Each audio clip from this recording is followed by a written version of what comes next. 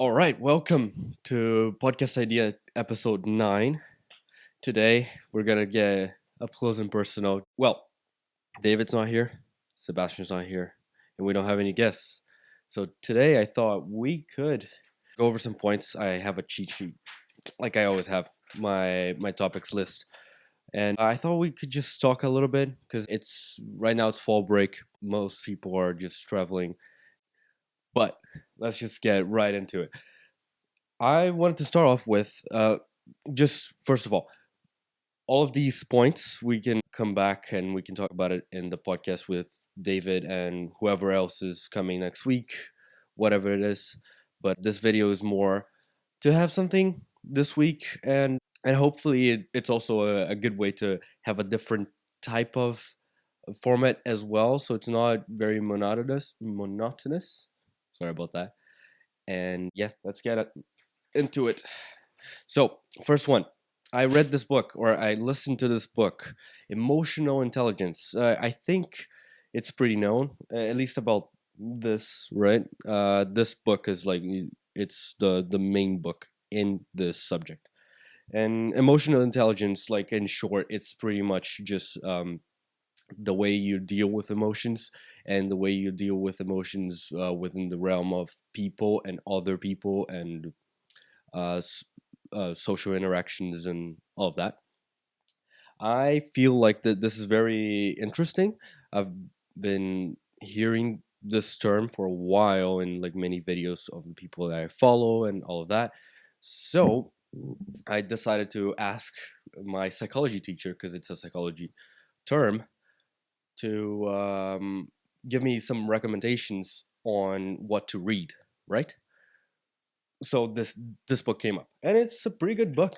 The author Daniel Goleman, and it's listed as a self-help book, but it's more of it's pretty much an academic overview, and it's pretty enjoyable as well. He gives examples and all that, but I think the main things that he goes through there that I quite liked are the 5 elements that pretty much define emotional intelligence, and maybe citing those here can give some insight into what this can be good for and how can we apply it and all of that.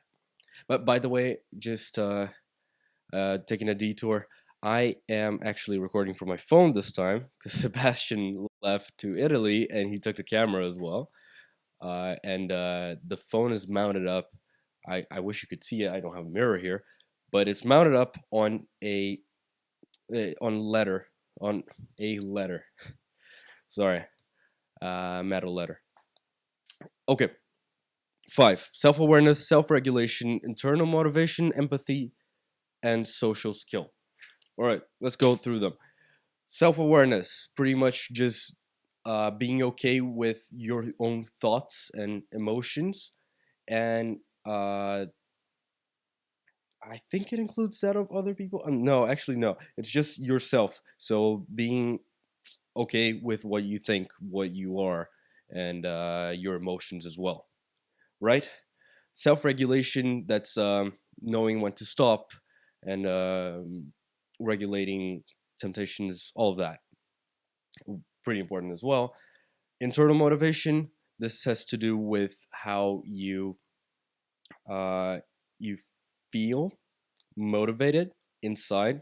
Of course, pretty obvious, but pretty much how you can push yourself and how much you can do that as well, right? And the last one is social skill, and this is pretty much empathy. First, empathy is not just knowing how to relate to your own feelings, but to other people's feelings and how to manage that. And social skills, how to interact with people and how to use that to your own personal and organizational benefit. So those are pretty interesting. So in short, understanding those can, well, it can be very important for us to understand them, so we can actually use them in interactions. And for example, in business, we of course we talk a lot about this, but it doesn't have to be business. But in business, like closing a deal, for example, or knowing what to say when, not having that much of a short temper. That all helps, and knowing how to manage it can be very helpful. All right. Yeah, I feel this is gonna be pretty quick, but yeah, let's keep going. Okay, this is an idea I actually got from someone I know that owns a business, and this is actually a thing that helped me, and I didn't really think about it in the beginning. And this is explaining pretty much your business idea. It could be any idea, but let's just focus on business, at least as an example. Uh, Explaining your business idea in one sentence. So, like your main goal, or to an investor, how would you say, right? Regardless if you really need it, it's in that sense, but it's very good for your own understanding of the idea. So, for example, um, Ace of Hearts doesn't have a very good one. It's like in the beginning, it was a company that sells phone cases and playing cards, which is random. It's cool, but it's not very. It doesn't really show a very hard problem it's trying to tackle. So it's very good to always just try to find a problem and then find a solution rather than just finding a solution and just forgetting about the problem altogether. Otherwise, why are you doing it, right? Is the problem, oh yeah, I'm broke? uh, it's not the best motivation. And actually, I forgot to say in this article I read about emotional intelligence in the book, it's about the book, sorry, the article is about the book. uh, they actually talk about um, how internal motivation is also about having a passion for what you do, and not just for what you receive, as in material things or money, right? This, according to the author Daniel Goleman, is very important to keep you motivated. And yeah, I totally agree. Okay, so the meaning of that, the explaining an idea one sentence, pretty much just to sum up your goal with the business and to find a way to express the problem that you're trying to tackle. And just keep in mind, guys, like this is stuff that I first the first point, a book that I read, and this one here, it's just a business owner that told me this, and and of course, always take it with a grain of salt. And I'm not saying I know everything about this because I don't, but we're just exploring it together. So keep going. I wanted to talk a little bit about this book that I have. I'm gonna go pick it up.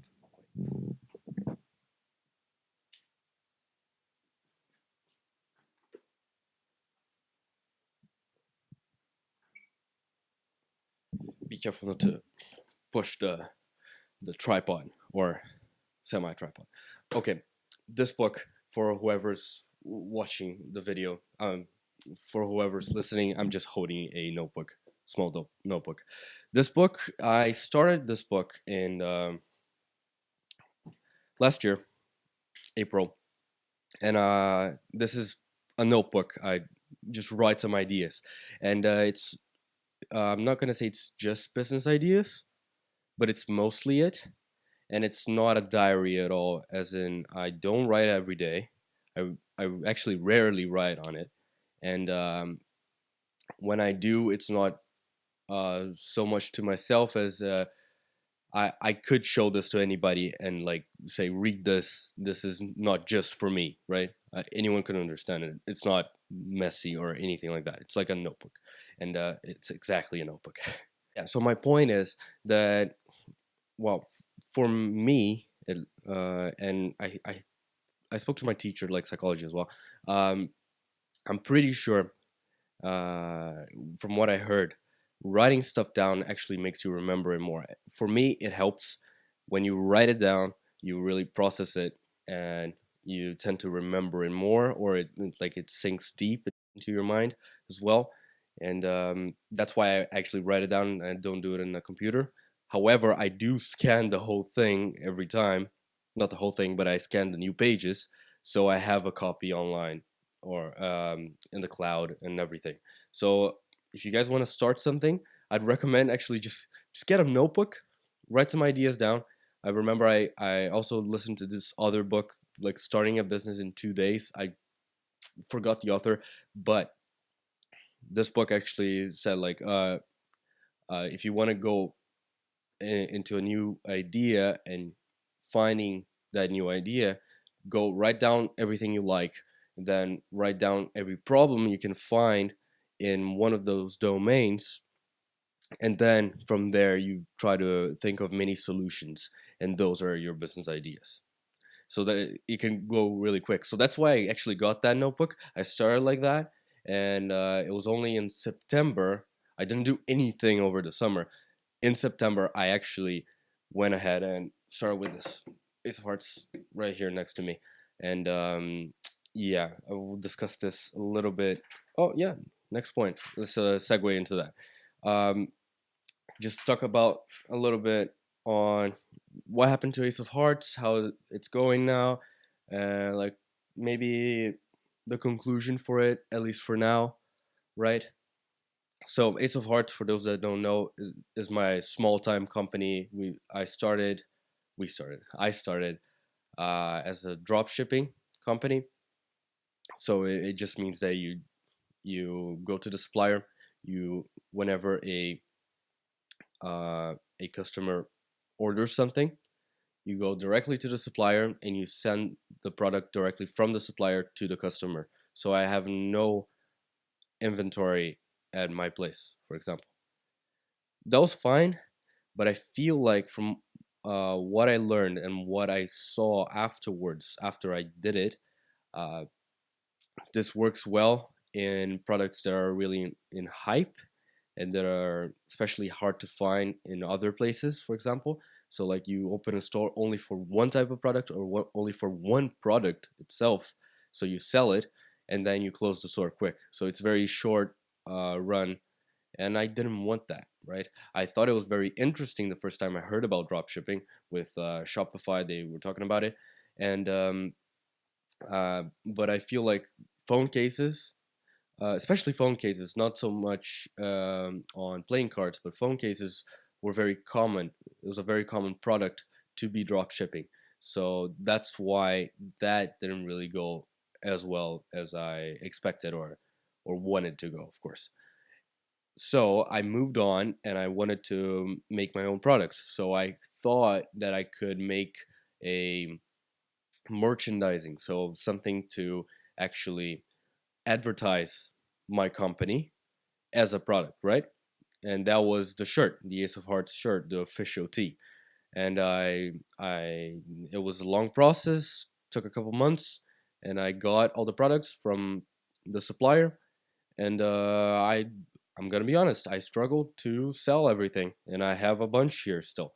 And I didn't order that many. I found a supplier that had the least amount, and now like everyone that comes on the podcast, pretty much everyone, I just give it out, and it's nice because it's still a piece of merchandising, so I can give it out and advertise it. But because I don't want to keep injecting resources into this and not uh, having a good plan to what it can be in the long run, I'm not sure if I'm gonna continue right now. So in the future, I might work on a new product, but then I'm not sure if I want to do playing cards really, and phone cases I'm not doing anymore. So it's very unsure. I'm not gonna say I'm gonna like dissolve the company or close down just yet, but it's a little slow paced now. If you go into my website, you can still see everything, but to order, I don't think you can order. You can contact me. You can still order through me, but not directly through the website. So that's how it is right now, and I might in the future make a new product, but I want to make sure I have the one sentence I was talking about. like a really good goal with it, maybe I can change it up and continue. But I really want to make sure I nail that, to have not so much, not as much as a like a concrete plan, but a better direction I could follow in the long run, not so much as in the short run, if that makes sense. So that's what it is. But I'm gonna say I don't think it was a failure at all. This whole thing, because the the reason I actually wanted to start was because I wanted to learn how to do it, right? Learn through experience. So I did do it. Of course, it wasn't a success or anything, but it was something, and I started, right. So through this, I actually got to learn how to do the Shopify thing, all of that, and it really helped me to see what's possible and what's not possible, especially. And yeah, I actually recommend people to do it. Of course, just don't put everything you have into this, and I didn't, but it's good. It's very good to learn. So just as getting back to the notebook, how that's relevant. Um, I started with the notebook, writing down ideas, and it's good to start, right? Not just the idea phase, because we always talk about ideas here, podcast idea, of course, but it's uh, it's about executing those ideas, right? It starts small, but do it. If you don't, you're never gonna have tried, or yeah, okay, that's redundant. If you don't do it, you're not gonna have any experience when you do find a good idea that will actually be successful, or that actually could be very successful. And just a detour again, um, I do not think that ideas are that special. So anyone could have the idea, but executing it is what sets those people that do it apart. Okay, that's my little conclusion with Ace of Hearts and all of that for now. But apart from that, I'm actually working in two other projects. It's slow, uh, not slow in the sense of it not doing anything. It's just that there's a lot of moving parts, and right now it's a lot to do as well at school and stuff. But I'm still working on it, and I feel like I have a better message, a better goal with these two, and I feel like it would be more interesting and less common, just like a clothing store or a an online store or anything like that. So it's not nothing to do with retail.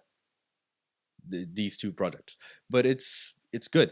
Like getting back to the conversation we're having less podcast in the less podcast with Luana.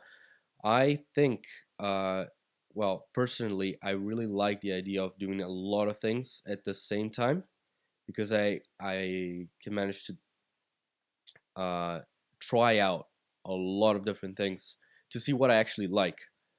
See, I like the idea of retail, but I don't know if I it's the one I like the most, right? Uh, I feel like if I try some other services, instead of like providing services, maybe B2B instead of B2C, so business to business instead of business to customer, could be very interesting to see how that plays out and how that's different. That's pretty much it. All right. What else did I put in here? Yeah, just in conclusion. No, I just wanted to say, like, I want to keep doing more, and I want to keep going. So the Ace of Hearts, it's not like I'm closing down, or that because I'm slowing down on it, I'm slowing down on everything. No, I'm actually trying to pick up. I'm just putting more stuff on the plate so I can try them and see what I like the most. So it's pretty much that in short. Also, just to talk a little bit about the podcast itself, I want to talk about how it has changed maybe a little bit from the start and what's the plan forward, at least for now. At the start, the podcast was all about ideas and business and even just maybe monetizing whatever you do, which is still part of the core idea of the podcast. But I feel like it's a lot. It's been a lot on young people. Been very concentrated on that, and I feel like that's a very interesting way to go.